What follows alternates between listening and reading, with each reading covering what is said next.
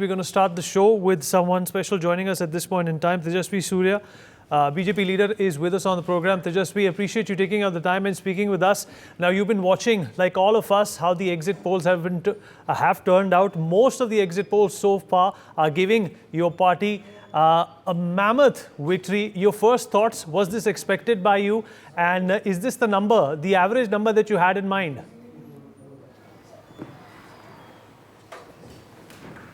First of all, I would want to congratulate the people of this country, the Election Commission, the media, everybody directly and indirectly involved with this very long electoral process, a complex electoral process that we witnessed the last 45 days. This is truly a victory of the country's democracy.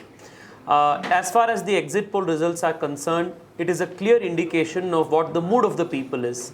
The Prime Minister, with a lot of confidence, had declared from the floor of the parliament that the people will overwhelmingly elect the BJP, and which is why we had given the slogan of Ab ki baar 400 par. All of the exit polls are also indicating that the Prime Minister's confidence, the BJP's hard work, the kind of transformation that the country has witnessed over the last 10 years under the leadership of the Prime Minister, all of these have been validated by the people, and people have elected the Prime Minister again with a thumping mandate. So I think this is a huge victory for the Prime Minister, for the BJP, because if you look at it from a global perspective, you don't find another example of a leader of the stature of Narendra Modi in a country, a democracy as large, as complex, as diverse as India, going to the people, third record time, 10 years being in power, no anti-incumbency, but coming back with a much bigger mandate. So this is unprecedented at the global level. This is fantastic. There just be a couple of swing states also being talked about. One of them is obviously your state, Karnataka. It is being ascertained at this point in time that BJP is likely to lose some seats in Karnataka. How do you react and respond to that? Well, I would see it from the perspective of where we were 1 year ago. 1 year ago, we had badly lost the state elections, but come now, we are close to what most exit polls are saying, somewhere between 20 to 23, 24 seats. And I think this is a big jump from where we were 1 year ago. We have really done well. And the people of Karnataka have given three messages out very clearly. One, that the electoral choices are very different when it comes to assembly elections and state and national elections. People are very clear in the pattern of their voting. Second, the people of Karnataka have rejected the Congress party's economic vision, which the Congress had experimented in Karnataka, the reduction of capital expenditure, spending more money on freebies, these guarantee schemes. So the people of the state have given an unequivocal message that this will only spell economic disaster if expanded at a national level. So they have rejected the Congress's economic model. Third, people of Karnataka have also shown that each vote to BJP means Narendra Modi as Prime Minister. Vote to Congress means a confused national leadership. This also has shown that a strong national leader is what the people of the state have opted for. So all of these three things is what I think is the message from Karnataka's mood. There was also a lot of talk on the ground that this time around, there was no wave attached to the Bharatiya Janata Party. But if we are getting these numbers, if we are seeing these numbers, how would you actually, look at this? Should there be a biopsy of what exactly this wave is meant to be? Well, if you will not call this a wave, if you will not call this a tsunami, I don't know what will you call this as. 10 years in power, the Prime Minister goes to people on the third, election and comes back with almost the same numbers or even more numbers than the previous elections. Like I said, look at it from a global perspective. Look at it from a perspective of how many human beings have voted for the Prime Minister consecutively in 10 years. And, 14 to 24, it's a few generations that have changed, and yet the popularity of the Prime Minister remains constant. So this is, I don't think you have examples, parallels like this at a global level. You can take any democracy, whether it's in UK, in US, not both definitely at the scale of what we have seen and also at the complexity and diversity of what we have seen. So Narendra Modi is today a global leader and perhaps is a multi-generation once leader that the world is witnessing.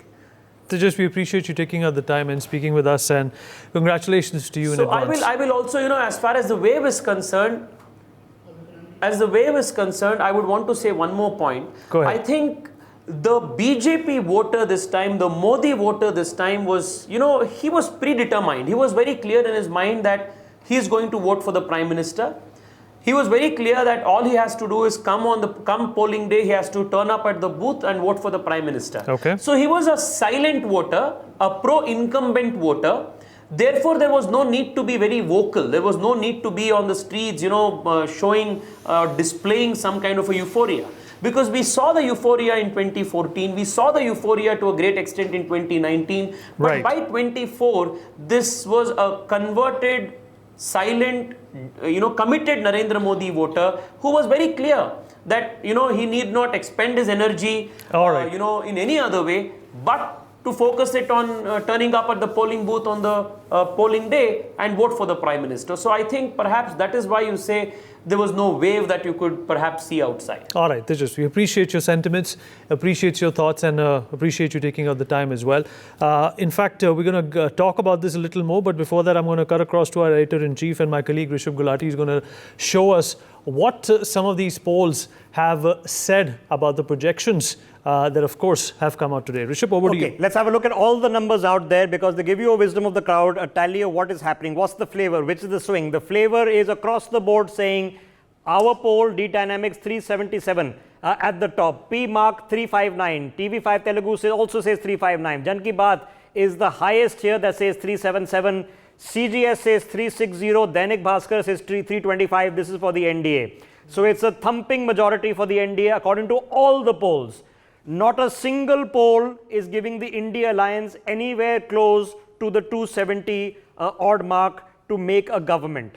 None of them. 125, 154, 154, 151, 161.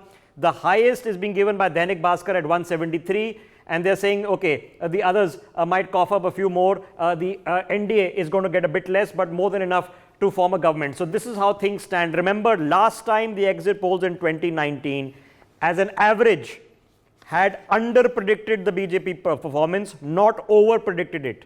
It could happen this time, but last time the margin of error was 20% in the favor of the BJP. The exit poll gave the BJP just over 300, the NDA just over 300. The NDA, of course, was somewhere near that 350 mark. So the average, 359 for the NDA, 153 for the India Alliance, 31 for the others. Rishabh, thank you for that. Joining us to talk more about this is Priya Sehgal, editorial director of NewsX. Sumit Peer, senior political commentator. Dr. S.K. Datta, political analyst, also with me in the studio. Dr. Syed Asad Abbas, political analyst, joins us from Bangalore. Dr. Satish Prasad Rath, perception analyst, also with us on the show. Sujata Pandey, political analyst, joins us on the program as well. Priya, I'll begin with you. Well, if you look at what these exit polls are basically talking about, it'll be right to say and colloquially use the term that the apple hasn't fallen very far from the tree when you talk about the Bharatiya Janata Party. Well, clearly, Vineet, the exit polls and in terms of, such a sweep that they are predicting, and as Rishabh says, whether the numbers mark up the thing or they increase or decrease, but the trend is definitely there, that it is a NDA lead, it is a Modi sweep, it is outright majority for the BJP. Now, these are things that, we had been talking about. I don't think anybody was in any doubt that the Prime Minister would come back for a third term. The doubt was in the numbers, whether it would be 270, whether it would be 280, whether it would be 300 par, etc., etc. So this kind of a mandate, Vineet, if the numbers are right and the trend holds, is an amazing, let's not forget this is the third term for the Prime Minister. The fact that, there has been an anti-incumbency of sorts, but the anti-incumbency or whatever the disillusionment has been against the government and not the personality of the Prime Minister. He's been able to distinguish that. He's been able to keep his connect with the people. We saw that, in terms of the anger or disillusionment, one kind of said that, there was not an overwhelming wave, Modi, maybe as Tejasvi said, the voter has matured. 3 times down, they don't have to go chanting his name. It's now an old, comfortable love where where you stand with each other, don't have to keep chanting your name. So maybe that is the situation now. It's I must confess that I did not expect such a huge sweep in favor of Prime Minister. But kudos to him. He's kept his appeal. He's kept his brand. The brand has not made a dent. Neither has he let his party down. There was also, now we can also re-examine the relationship between the BJP and the RSS, because the RSS did not come out and the RSS was upset, if what we've hearing is correct. That's a good point, actually. Now the BJP, maybe JP Nadda is correct. Unko ab zarurat nahi hai RSS ki, because this win is actually Modi's win. It's not the RSS win. It's not really the BJP karyakarta. It is mostly him on ground and his brand, without also, flaunting it all the time. It's just, it's undercurrent, as someone said, I think. That's my reading of these numbers. All right, Dr. Abbas, political analyst, also joins us on the show. Dr. Abbas, whenever you've come to my show, I see a grin on your face, but today you seem to be in a very somber mood. Is it the exit polls that have made you feel and look this way? And what do you think of the exit polls? What does your acumen tell you that this is something that we all was, in fact, hinting towards, and it seems it's coming true? In the past also, Dr. Abbas, the exit polls may have gotten a thing or two wrong by a few percentage, but this also means that the BJP is coming back with a brute majority. Well, Vineet, firstly, thanks to Team NewsX and India News for having me. First, yes, I'm happy as all I could ever be, and I'm smiling and I'm happy. Well, now you are. There is a reason. There is a reason why. Because I believe exit polls are not exact polls. Let me repeat. Exit polls are not exact polls. You have to speak like the opposition. You have to, in fact, say something that will, something has to come up. Okay, continue. Yes, thank you. The Bharatiya Janata Party, I'd say, don't count your chickens before they hatch. I know there is a wave of jubilation with my friends of the BJP. Laddu बहुत जल्दी बांट रहे हैं. Let the wait some more time. बस 48 घंटों की बात है. 48 hours more to go. I'm sure there could be surprises, and it's not always. They've been exit. They could actually go 400 par, right? Is that the surprise? Okay, all right. Let me bring in Sumit Peer into this conversation as well. Sumit, of course, there was a lot of hoo-ha made about, this being an election for the BJP where there is no wave. Of course, we've also heard Priya say that, the RSS was not, literally endorsing the BJP boots on the ground. Is this something which was misconstrued in 2019 that the BJP came into power? Because, there was a push from the RSS at every level, at every cadre. Vineet, thanks for having me on your show. First of all, when it comes to the elections, I have been on your channel and I have stretched my neck out and given a number. And number is exactly. By the way, last night you gave a number of 370. I remember. 370. That's what the number is. And that's what the number is, Vineet. And I told you this is the pessimistic number. This can go up. Iske niche nahi jayenge. That is the number I told a lot of people. And your slogan for the Congress also came true, which was "Ab ki baar 40 par." हाँ, 40 par है ना भाई, 50 के नीचे. So that is a number which has come out because. Vineet, when you talk of whatever the Buddha or whatever the things have been on the ground, it percolates down to the numbers, and when the numbers speak, mathematics is the most accurate science. The issue here is it's not a question of RSS or no RSS. BJP has grown to the stature wherein you don't need RSS to come and really do the fight for you. And let me tell you, if there's a RSS cadre, you won't even know who is from RSS and who is not from RSS. RSS is a much bigger cadre than BJP, and RSS works 24/7. It does not need to only prop up at the election and do the campaigning. They are always doing the campaigning. They are always in an election mode, and RSS connects with the family. RSS doesn't connect with the individual. If they connect with your family, the whole family will be in touch with RSS. And then what's also heartening to see, Dr. Datta, is the fact that there have been inroads made in South India as well. The Prime Minister has taken approximately 7 to 8 trips this year alone in Tamil Nadu, Kerala and other parts of South India as well. And according to the exit polls, this hard work, this momentum that they were trying to create, the strategy that Amit Shah was in fact aiming at seems to be fructifying. Absolutely, Vinit. In fact, as my panelist Abbas was saying, that exit poll is not the exact poll. I completely agree with him. It is not the exact poll. The exact poll will be much, much higher than the exit poll. And that's the reason he can bask off to glory for 2 more days and have a chill pill.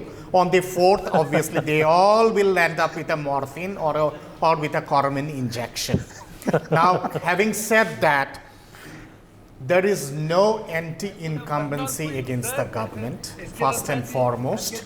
There is at least a 10% pro-incumbency kind of a wave in favor of the Honorable Prime Minister. The Honorable Prime Minister alone enjoys a swing of around 10%. If there is a wave, yes, there is a wave of Lakpati Didi wave. If there is a wave, there is a wave of Jan Dhan Didi wave. If there is a wave, there is a wave of Ujala Yojana Didi wave. And these silent voters, the female voters, they actually just come and do chup chap kamal chap. And then they go back to their daily course, you know. And this time, if you look into the swing states, swing states or the non-traditional BJP states, like say, for example, states like, Kerala, Tamil Nadu, Andhra Pradesh, Orissa or Bengal, BJP will be doing very well there. Didi always says in Bengal, khela hobe, khela hobe. Didi khela hoye gache. Khela has happened. And today is the icing of that khela which has taken Let me bring in Chandni also into this conversation. Chandni, obviously, swing states is something that the BJP was worried about, but they were never worried to that extent that even if the seats or the vote share that they lost would actually impact their overall tally, because we know that in certain states such as UP and perhaps even West Bengal, the seats for the Bharatiya Janata Party were automatically on the up. True, Vineet. Actually, not just seats in UP, but there will be a rise in the seats of Bengal also, and there will be a very certain visibility that we will see in the southern states of India. Now, if we go by the pattern, in 2019, see, it's very difficult to defeat BJP and NDA, because in 2019, in 164 seats, the BJP victory margin was 2 lakh. It won with 2 lakh victory margin. At 105 seats, there were 3 lakh victory margin. At 44 seats, it won by 4 lakh victory margin. And at 14 seats, it won at 5 lakh victory margin. So, there is a lot of, space where BJP can win, and the seats can be covered. As you said, the seat shifting, the vote shifting, we can see there are certain fractions, where there are certain constituencies where we will see that there has been a little bit of backfall, but there are many constituencies where they Let me also bring in Dr. Satish Rath into this, who's a perception analyst. Dr. Rath, in terms of narrative, if you're saying that there was no wave, despite that you're getting to see these numbers, what was the narrative? What do you think actually worked for the Bharatiya Janata Party? There was no surgical strike, there was no Pulwama. There was Ram Mandir, but that happened a few months before the actual polls took place. What was the narrative, according to you, that worked for the Bharatiya Janata Party? Thanks, Vineet, for having me here. I would say that it's the best question. What all these elections, analysis, what we have been doing. So, in cognitive science, we say that part is persuasive narratives in elections, and what makes a narrative to become persuasive. So it appears, in any kind of a, pro-incumbent, let's say election, which is appearing like this. This was not actually very surprising. So mostly people are voting for consistency and credibility. Consistency and credibility comes when you are keeping on delivering, and then, there are not, surprises, or you have burst kind of things.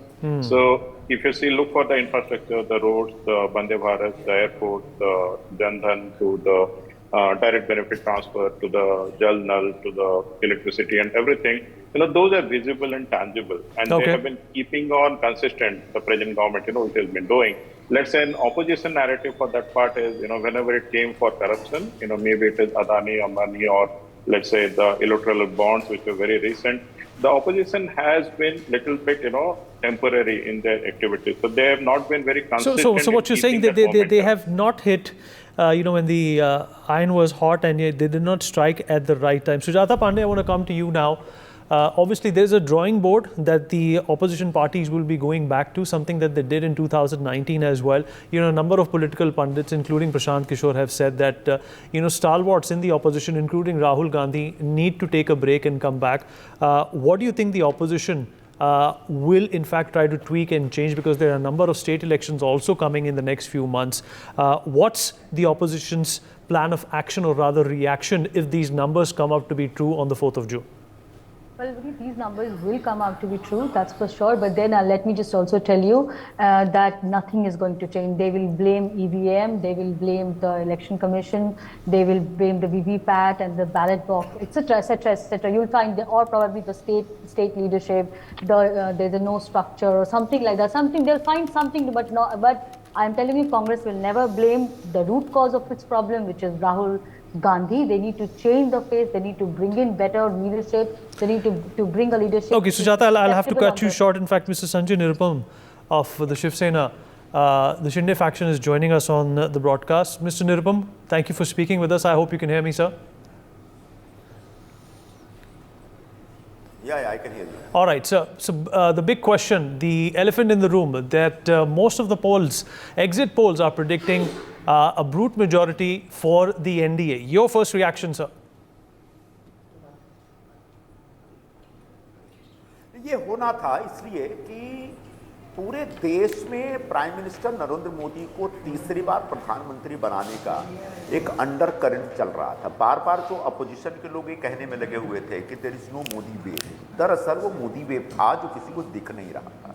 निश्चित तौर पर ये एक factor था। दूसरा factor ये था कि अपोजिशन ने मोदी के खिलाफ या बीजेपी के खिलाफ, एनडीए के खिलाफ अपने आप को यूनाइट करने की कोशिश तो की, लेकिन उनके अंदर इतने डिफरेंसेस थे, इतने कंफ्यूजन थे कि उसको क्रेडिबल अल्टरनेटिव करके लोगों ने एक्सेप्ट नहीं किया। और इंडिया अलायंस की तरफ से कोई एक विकल्प के तौर पर भी नहीं सुझाया गया कि अगर मोदी नहीं तो कौन।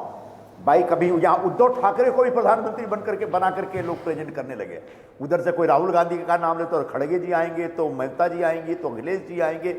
तो इस तरह के कंफ्यूजन को हमारे देश का जो मतदाता है वो स्वीकार नहीं करता। तो एक तरफ मोदी के लिए स्ट्रांग फैक्टर और दूसरी तरफ बिखरा हुआ विपक्ष। और जिस तरीके से विपक्ष लड़ रहा था, पंजाब में आम आदमी पार्टी कांग्रेस आमने सामने है, दिल्ली में अलायंस है, पूरे देश में कांग्रेस और कम्युनिस्ट पार्टी एक साथ मंच साझा कर रहे हैं। लेकिन आप केरल में देखेंगे तो एक दूसरे के खिलाफ, यहां तक कि राहुल गांधी के खिलाफ सीपीआई की एक बड़ी नेता चुनाव लड़ रही है। तो ये सब, अच्छा ममता बनर्जी आपके साथ इंडिया अलायंस की एक प्रमुख नेता है, लेकिन उन्होंने कहा वेस्ट बंगाल में हमको आपके साथ कोई अलायंस ही नहीं करना है जी।